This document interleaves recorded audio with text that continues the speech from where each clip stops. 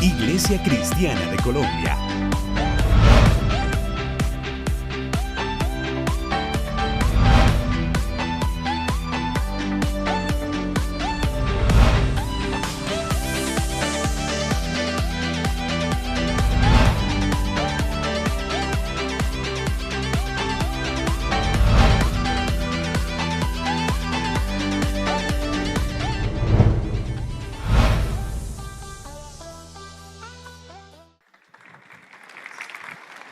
Está bien para quedar acá, ¿no?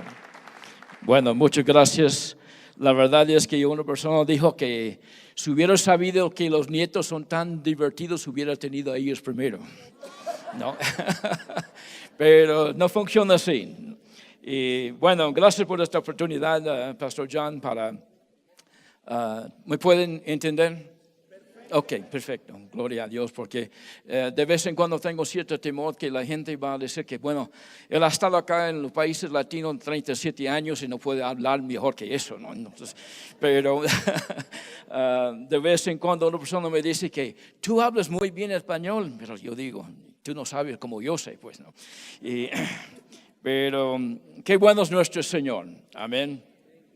Y la verdad es que como mucho de gente en el ministerio, nosotros estudiamos 2 años en Rema, y con gran ganas y con un llamado para ir a Guatemala, fuimos a Guatemala.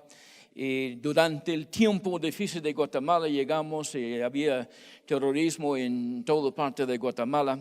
Pero tuvimos la palabra del Señor que nos mandó allá, entonces tuvimos siempre paz.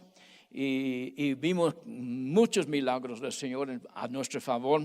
Una vez mi esposa y yo con otros misioneros estuvimos yendo a la ciudad de Guatemala y siempre tomamos la ruta de la sierra, ¿no? Porque era más fresco. La ruta a la costa siempre tenía muchos camiones y mucho calor y mucho tráfico. Entonces siempre usamos la ruta de la sierra. Y esta mañana nosotros estuvimos en camino y de repente vimos un carro con un tipo de arbusto, no atado su parachoque adelante, y el otro con lo mismo, y de repente vimos un carro con llanta baja y otro carro con llanta baja y supimos que terroristas habían hecho clavos en toda la pista. Y normalmente fue el truco de ellos encontrar una curva y el otro lado una curva y echaba bastante clavos para que la gente no pasaba encima y tenía llantas bajas. Entonces nosotros pasamos la curva y toda la pista estaba cubierta con clavos. Y los tres de nosotros a la misma vez dijo en el nombre de Jesús y pasamos por encima de los clavos sin ningún problema. No, y algunos 5 días después estuvimos en la ciudad de Guatemala haciendo trámites y ahí oímos la noticia de que había matado a 7 personas ahí en este camino. Y volvimos por este camino, había quemado carros, buses y camiones y cosas así. Pero gracias a Dios por su protección. Amén, gloria a Dios. Y como digo, nosotros comenzamos y de repente nosotros no fuimos entrenados en lo que muchos de ustedes tienen la oportunidad para ser entrenados en cuanto al liderazgo. Nosotros estuvimos entrenados con la palabra de Dios, pero 2 años no es mucho tampoco, ¿no? En cuanto a la palabra, ¿no? Pero cuando salimos Rema, tuvimos un fuego y mucha fe. Tal vez no mucha sabiduría, pero tuvimos mucha fe, ¿no? Y nosotros salimos confiando en Dios que iba a protegernos, iba a proteger nuestra familia, y iba a ungirnos y bendecir la obra que hicimos, ¿no? Entonces nosotros fuimos y tuvimos que aprender una cosa, otra cosa. Y llegando a Guatemala, la primera semana, me recuerdo, nosotros estuvimos en la casa de un misionero que había viajado, prestaba su casa. De repente sentí una cosa que se movía toda la tierra.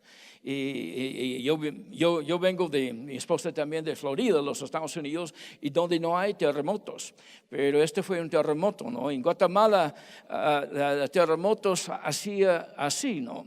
y los postes de alambre chocaban, los alambres, ¿no? Con chispas y todo esto. Y la casa fue sacudido tanto que me levanté, me fui afuera para ver si otra casa estaba todavía de pie. Porque fue bastante fuerte, ¿no? Primera vez para nosotros sentir un terremoto. Entonces, cuando llegamos a Lima, Perú, en el año 84, una mujer, una hermana muy querida ahora, muy amiga, vino a ser nuestra secretaria. Ella dijo que comenzamos a hablar de ella y contarle acerca de los terremotos que tuvimos en Guatemala. Ella dijo, este no es un terremoto. Acá no es un terremoto a menos que la refrigeradora salte por el piso. Ahí es un terremoto. Y entonces hemos experimentado varios de ellos también en Lima, pero como un hermano estaba en la casa de otro hermano, vino un terremoto, y el hermano visitando este otro hermano se saltó y corrió fuera.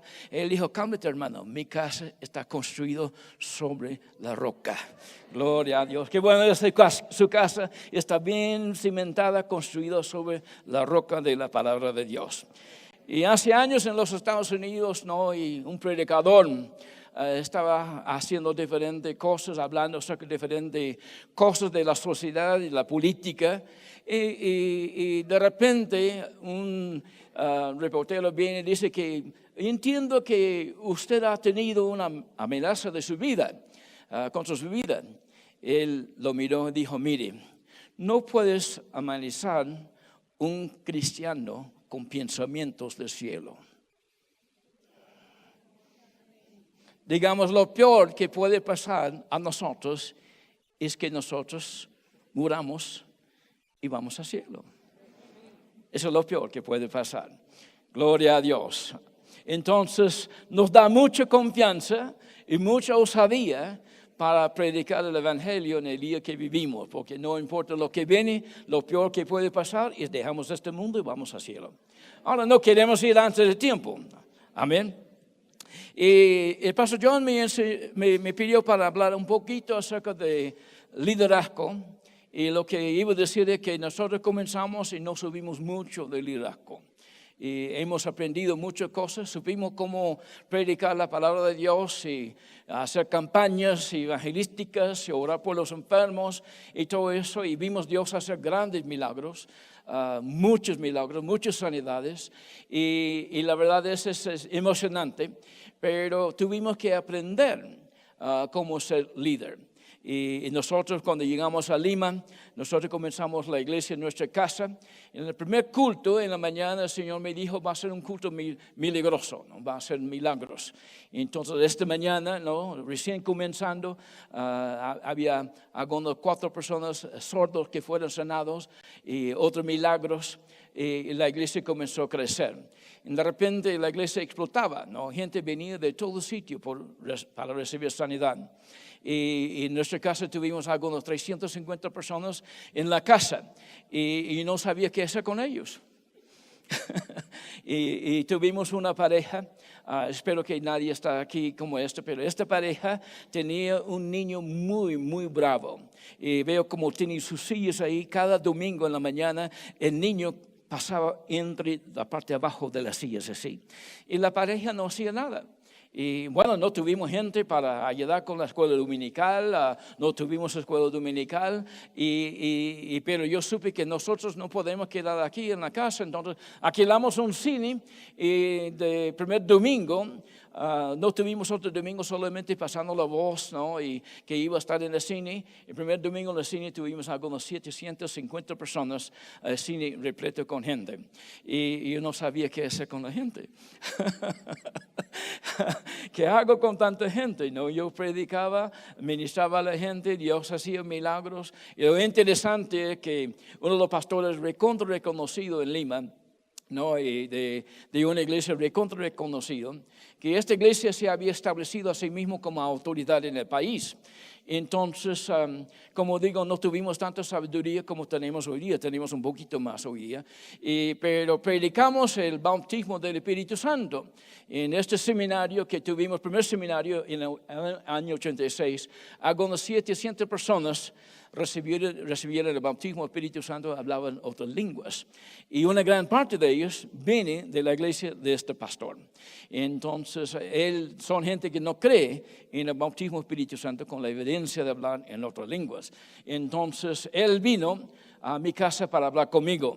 Entonces, yo siempre he tratado de buscar una cosa que tenemos en común. Y esta iglesia sí creía en la sanidad, entonces hablamos de la sanidad y un poquito soltaba algo del Espíritu Santo, ¿no? Y cosas así. Y 2 semanas después, él fue lleno del Espíritu Santo y hablaba en otras lenguas, ¿no? Y su iglesia, su gente le llamaron adelante, ¿no? Y dijeron, ahora tú escoges manifestación del Espíritu Santo o nuestra doctrina. Y él escogió, ¿no? Doctrina del Espíritu Santo y el Espíritu Santo, manifestación del Espíritu Santo. Y él fue echado fuera. Y esto causó una gran cosa en todo el país porque esta persona fue reconocido. Y bueno, nosotros nos gozamos, pero a la vez generaba mucha persecución. Y por algunos, 10 años más o menos, una persecución de la misma iglesia. No, y ustedes son una secta, ustedes son así, ustedes son de la palabra de fe, ¿no? Y hicimos un seminario, un pastor se levanta y él dice, hemos llamado a los Estados Unidos, hemos averiguado que este hombre Hagin es el líder principal de los carismáticos. Ahora, no sé qué significa la palabra carismática acá, pero en Perú todavía significa católico, ¿no? Entonces, es lo que ellos pensaban, que ustedes son católicos, porque hermano Hagin es el líder principal del movimiento carismático en los Estados Unidos. Y bueno, tuvimos que explicar la diferencia, ¿no? Pero hablando un poco de liderazgo, nosotros hemos aprendido que el liderazgo es influencia, ¿no? Nosotros tenido el gran privilegio para volver a Rhema desde el año 89 y enseñar clases de misiones. Y desde el año 89, todos los pastores que han salido de Rhema han estado en una de mis clases, ¿no? Todos los pastores. Y muchos alumnos han quedado en la ciudad de Tulsa, donde está Rhema, y muchos de ellos me conocen. Y sin duda, si fuese yo a esta ciudad para comenzar una iglesia, yo podría jalar muchos de los alumnos a mi iglesia. Pero hay un problema. La influencia que yo podría tener en esta ciudad no es mía. La influencia que un líder tiene en la iglesia no es suya. Esta influencia es influencia prestada por el pastor. Y la influencia nosotros sabemos es no influir sobre la vida de la gente, no, pero la influencia en la iglesia, no, muchas veces es el problema. Una persona en una iglesia se levanta y comienza a ministrar. De repente la gente aún a veces dice que tú enseñas mejor que el pastor. Y tal vez enseña mejor que el pastor. Pero la influencia que tiene en la iglesia no es su influencia, no está prestado por el pastor. Entonces la influencia que yo podría tener en la ciudad de Tulsa no es la influencia mía, es influencia que ha sido prestado por Pastor Hagin para poder ministrar en el centro bíblico Rhema. Y entendiendo esto, yo no tengo derecho para predicar otra cosa que ellos no están predicando. Yo no tengo derecho para hacer una cosa que no están de acuerdo.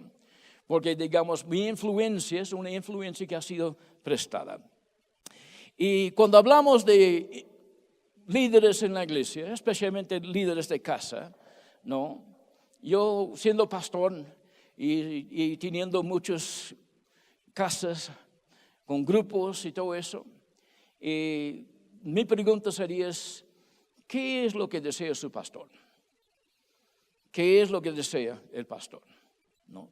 Porque si no sabe cuál es el corazón del pastor, va a ser difícil para ser la mano extendida del pastor, ¿no? Entonces, todos ustedes, levanten sus manos si ustedes son de esta iglesia, ¿no? O si de otra iglesia, pero de esta iglesia. Estas manos son las manos de su pastor extendida. Hace años, conversando con Pastor Willie George, y Pastor Willie George venía muchas veces a Lima para enseñar diferentes cosas con nosotros. Y Pastor Willie George tenía una iglesia bastante grande en la ciudad de Tulsa también, muy exitoso en cuanto a la iglesia, el liderazgo. Y él me dijo, yo como pastor tenía que aprender que todos los ministerios en la iglesia, ministerio de niños, ministerio de jóvenes, ¿no?, de matrimonio, todos los ministerios que hay en la iglesia brota del tronco del pastor. Y todos están conectados al pastor, ¿no? Entonces, cuando hablamos de la influencia, ¿qué es lo que su pastor quiere que ustedes hagan? Interesante, hablando de David jovencito, ¿no?, antes de matar a Goliat, ¿no? La escritura dice que David se levantó temprano en la mañana. Un líder va a tener que aprender, tiene que levantarse más temprano, ¿no? Hace tiempo, tal vez algunas personas han visto, seguramente su pastor lo conoce, hay un hombre que sale por la televisión en los Estados Unidos, se llama Dr. Phil. Y Dr. Phil ha sido brutalmente honesto con la gente, ¿no? Y entonces, de vez en cuando tiene diferentes personas con diferentes problemas. Y esta ocasión tiene una mujer ahí y ella dice, no sé por qué yo siempre llego tarde. Y la gente que estaba ahí dice, bueno, porque quieres atención, pues, ¿no? Y él dijo, evidentemente es así porque está en la televisión nacional, todo el mundo está viéndote. Y de repente él dice, mujer, tú eres la mujer más arrogante que jamás he visto. Porque tú piensas que todo el mundo va a esperar en ti. Porque ahí siempre llegaba tarde. Y digo esto porque nosotros encontramos esta en Perú. No, algunas personas dicen, ustedes americanos son siempre temprano. Pero el líder tiene que aprender a estar en tiempo. No. Y porque nosotros tuvimos que tratar con esta, ¿no? Porque de repente, aún con una cena, y una persona muy querida como nuestro hijo, ¿no? Pero siempre llegaba tarde. Siempre cada reunión llega tarde. Entonces yo le llamaba, ¿dónde estás? Bueno, voy a estar ahí en 5 minutos. Pero yo pensé, si yo podría comprar estos 5 minutos y venderlo por el tiempo actual que llega, porque normalmente es 20 minutos. No sé si me entiende. Entonces de repente yo comienzo a preguntarle, ¿dónde estás? ¿No? Porque tenemos una reunión y tú eres tarde, necesitas estar acá, ¿no? Entonces mi esposa comenzó, porque tuvimos una cena, normalmente en nuestra casa, ella comenzó a decirles, a las 8 vamos a servir la comida. Y si llegan tarde, no comen. Mucha gente está motivada por la comida, pues, ¿no? Y tenía la tendencia, pero comenzó de años y años y años y años. Ahora, ¿qué quiere decir con esto? Quiere decir que nosotros trabajando con gente, hace años una persona dijo que el ministerio sería muy divertido si no fuese por la gente. Pero tratamos con gente. Hay gente de todo el trasfondo, especialmente en el día que vivimos, con un montón de problemas, con un montón de enseñanzas, con un montón de diferente formación. Y nosotros tenemos que tratar con esta. Yo pedí esto en el ministerio de Jesús por muchos años. Jesús, cuando llama a sus discípulos, dice, sígueme, les voy a hacer pescadores de hombres.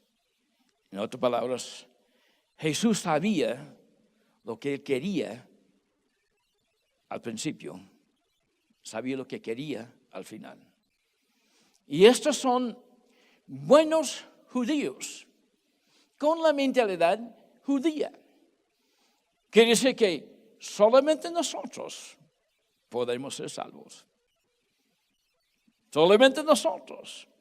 Una mentalidad muy, muy sectaria. Y Jesús tiene que trabajar con esta mentalidad. Y es la razón cuando la mujer viene a los discípulos, Cananeo creo que fue, y los discípulos se fueron a Jesús y dijo, ella nos molesta, es gentil. Jesús dijo, es cierto que no es justo dar el pan de los hijos a los perros. Y si hubiera estado ahí, seguramente hubiera escuchado a Pedro decir, amén, Señor. Ustedes recuerdan la conversación que Jesús tenía con la mujer samaritana. Ella le pregunta, ¿cómo es posible que tú, siendo judío, hablas conmigo? Porque los judíos y samaritanos no tenían ningún trato. Y Jesús tiene que trabajar con esta mentalidad.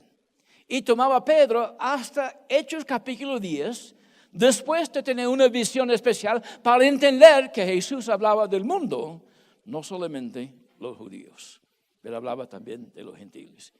Pero ¿qué quiere decir con esto? Que nosotros trabajamos con gente de diferentes trasfondos, diferentes pensamientos. Hace años mi esposo y yo, nosotros venimos de la misma ciudad de Florida.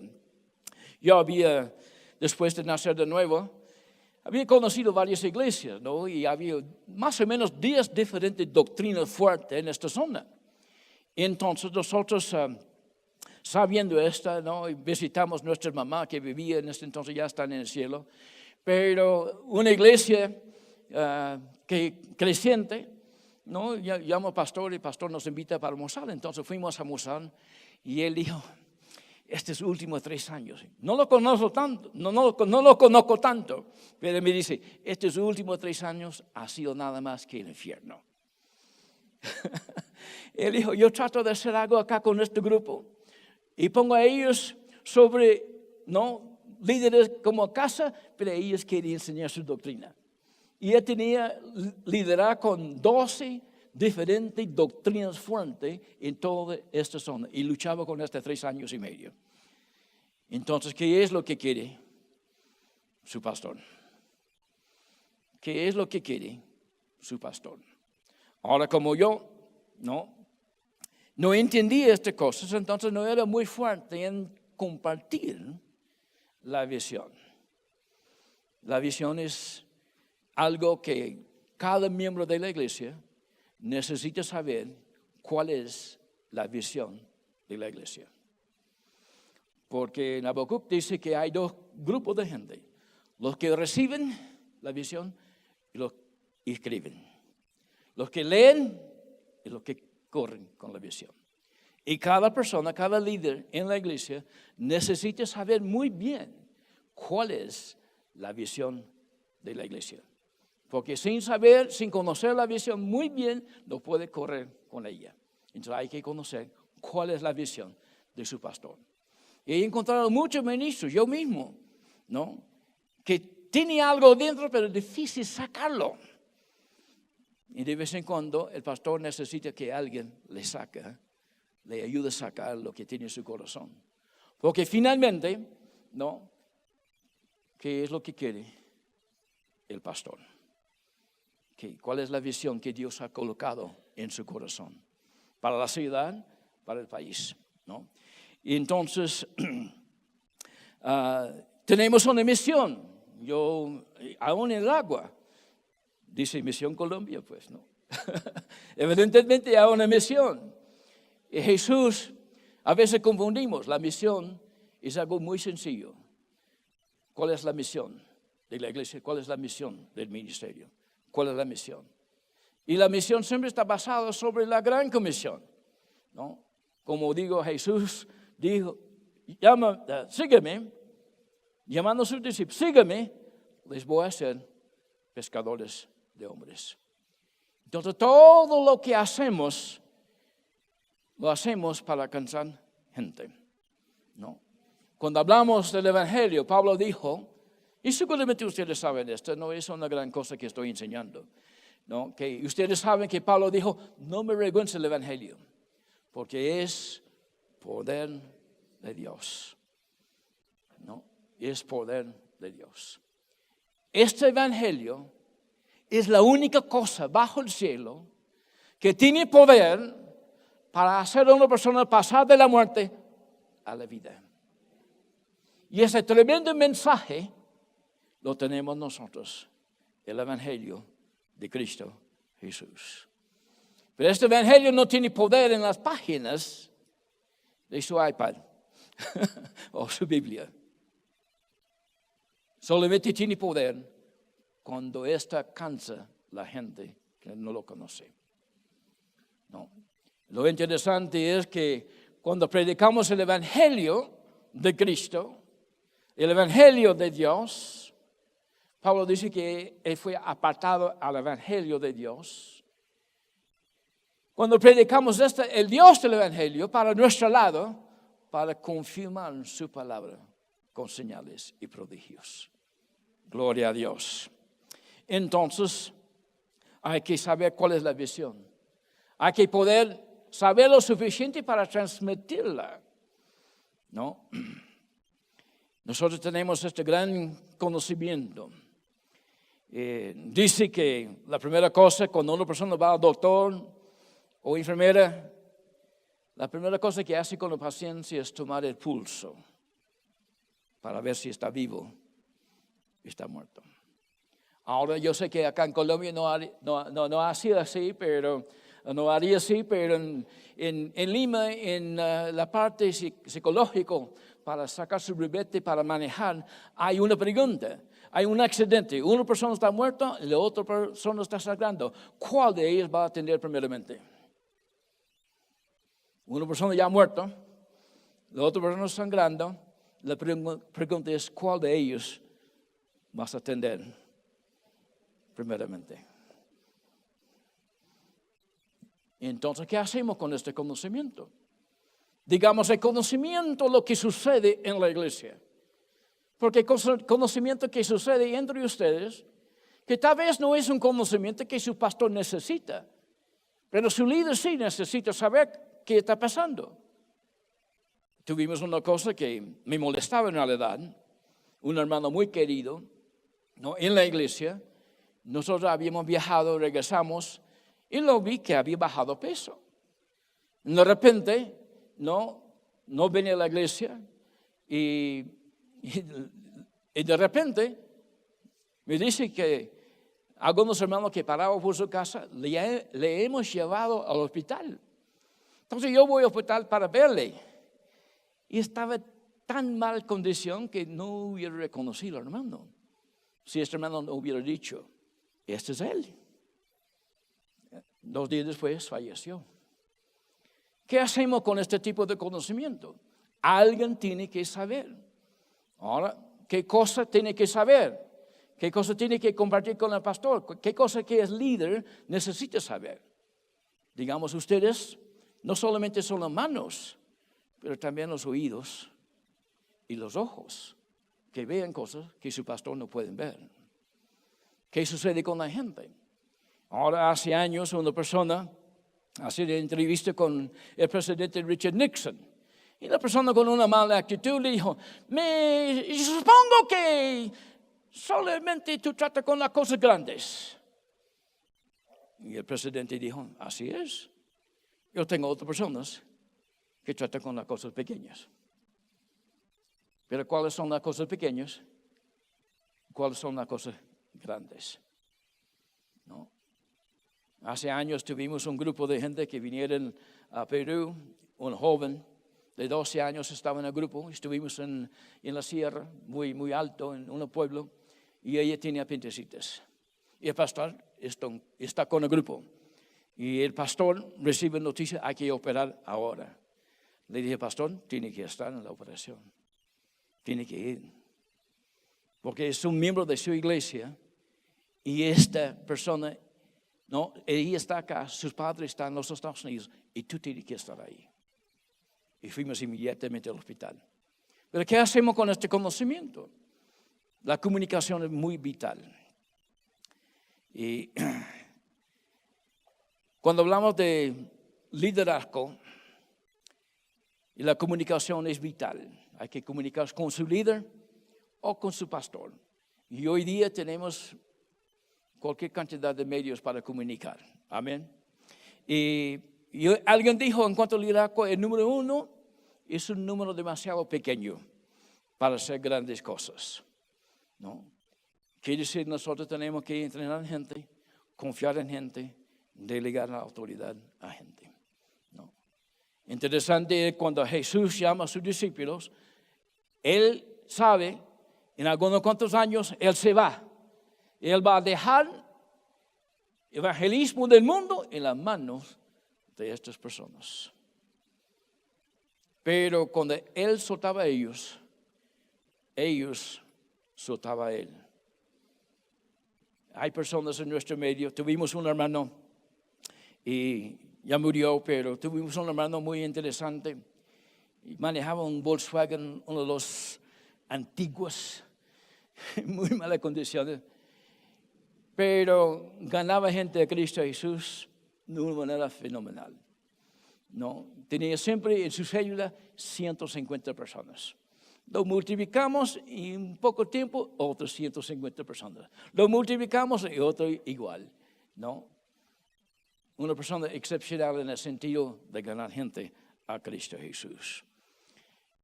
Pero en vez de mantener, ¿no? Le dijimos, gana toda la gente que quieres. No. El número 1 es un número demasiado pequeño para hacer grandes cosas. Necesitamos gente. Necesitamos gente a nuestro lado. ¿No? Su pastor, seguramente ustedes saben esto, pero él necesita gente. Es evidente que han logrado muchísimo. Pero cada vez cuando logramos grandes logros, hay que entender es solamente fundamento para cosas mayores. ¿No? Todavía Colombia no ha sido ganado a Cristo Jesús. Entonces hay cosas mayores para hacer. Amén. Entonces, digo esto porque cuando hablamos de liderazgo muchas veces, como hermano Hagin, me recuerdo varias veces en diferentes seminarios, él dijo que la gente me pregunta, ¿cómo has hecho todo eso? Él responde, yo no he hecho nada. Ellos lo han hecho. Un líder que es seguro no tiene problemas en soltar la gloria a otra persona.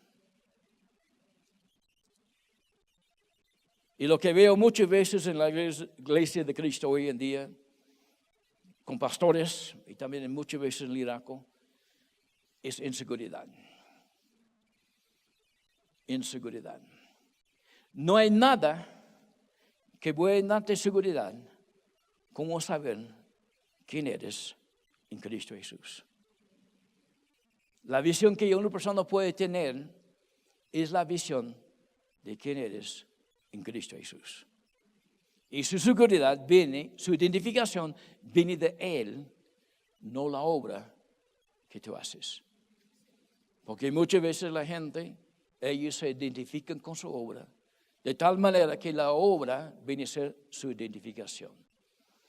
Y tuvimos un director del Centro Bíblico Rema en Lima y cada año nosotros tenemos una reunión con los maestros para hablar de las clases, diferentes cosas, cómo podemos mejorar. De repente alguna persona comenzó a hablar de diferentes clases que este maestro enseñaba y él se ofendió. Me di cuenta, la razón que se ofendió es porque él se identificaba con su obra. Digamos, su obra fue él. Lo que hacía fue su seguridad. Y criticar, y no de una forma constructiva, no de una forma para mejorar, es igual atacar a él. Y él fue ofendido. Entonces nuestra seguridad viene de quienes somos en Cristo Jesús. ¿No? Yo sé que hay muchas iglesias, diferentes formas, diferentes conceptos, diferentes cosas, ponen valor sobre la persona de lo que hace en vez de lo que es. Y la verdad es que nadie acá puede ser más aceptado por Dios. Nadie acá si has sido justificado por la sangre de Cristo Jesús, no puedes ser más justo. Cuando fuimos a Rema, seguramente Papa Hagin sentía muy solitario, porque nosotros ni quisiéramos sacarle, porque es profeta, pues. No solamente es profeta, él es el profeta. Y si nos acercamos a él va a saber todo de nuestra vida. Entonces, él estaba ahí parado solito, ¿no? Y todos nosotros andamos por acá. Porque pensamos que es hermano Hagin. Y respetamos a hermano Hagin. Pero cada persona acá es tan justo como hermano Hagin. Tan aceptado por Dios como hermano Hagin. Nada que tú puedes hacerte más aceptado por Dios. Y esa es la seguridad que tenemos. De esta seguridad en Cristo Jesús hacemos la obra. No tratamos de edificar seguridad por lo que hacemos. Y finalmente, en la iglesia hay diferentes niveles de liderazgo. Si tomamos una encuesta, si fuese posible, hay líderes que tal vez han, digamos, entre escala de 1 y 10, han llegado a una escala tal vez 10. Pero normalmente en liderazgo, cuando hablamos de una organización, negocio, aún en la iglesia, un líder que es un 5, si no está muy seguro en sí mismo, él escoge un líder que es un 2, tal vez 3. Pero siempre escoge a alguien menos líder que él mismo. Y estos 2 escogen una persona que es menos líder. Y el nivel de liderazgo no es el 1 que tiene 10.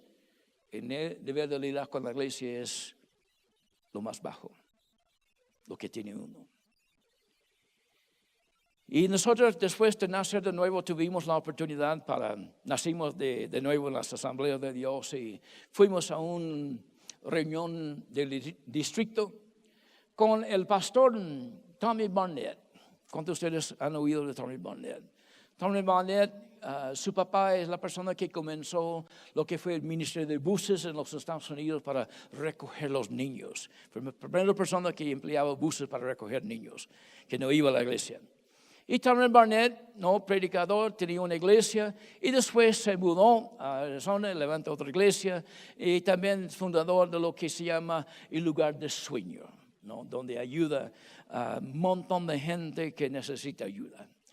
Y bueno, en este entonces Tommy Barnett estuvo en esta reunión del distrito de las asambleas de Dios. Y tenía más o menos 40, 50 años cuando estaba ahí. Y nos contaba que él, en la escuela dominical, su maestra le enseñaba, ¿no? Una gran parte de la escuela dominical estaba en el ministerio. Y él dijo que esta mujer que me enseñaba en la escuela dominical, acabo de comunicar con él, que tenía más o menos 80 años. Ella estaba yendo a un seminario para aprender cómo ministrar a los niños mejor. Ella seguía todos los años enseñando a los jóvenes en la escuela dominical. Y cada año haciendo diferentes cosas para mejorar su forma de enseñar. ¿Qué quiere decir con esto? No importa dónde estás, puedes subir, puedes aprender. Porque especialmente en este día hay tanto conocimiento disponible para nosotros, tantas cosas que podemos aprender. Recordando siempre qué es lo que quiere mi pastor. ¿Cuál es la visión de lo que estoy haciendo? ¿Cuál es nuestra misión? Y mantenernos enfocados en lo que estamos haciendo. Gloria a Dios. Aleluya. Gracias por la oportunidad. Aleluya. Gracias. Bien, chévere. Bueno, esa es la pregunta. ¿Qué quiere el pastor?